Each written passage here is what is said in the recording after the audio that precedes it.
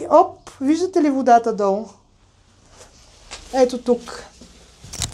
И вода почна да се просмуква отвън, обаче този път.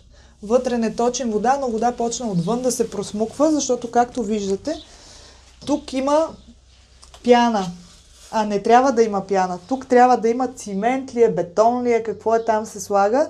И всъщност тази преграда трябва да се циментира или бетонира и да не е с пяна.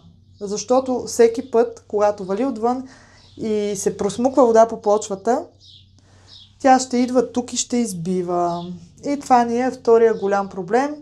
И всъщност, сега като казах, ще се просмуква по почвата, разбирайте отстрани по почвата, защото ние отвън, с останалата замазка, която правихме първия етаж, сложихме и замазахме там, където беше прокопано за водопровода. Демек трябва да разбиваме сега и замазката, за да оправим, защото и надолу трябва да се сложи бетон или цимент, не знам какво е там, мъжете знаят.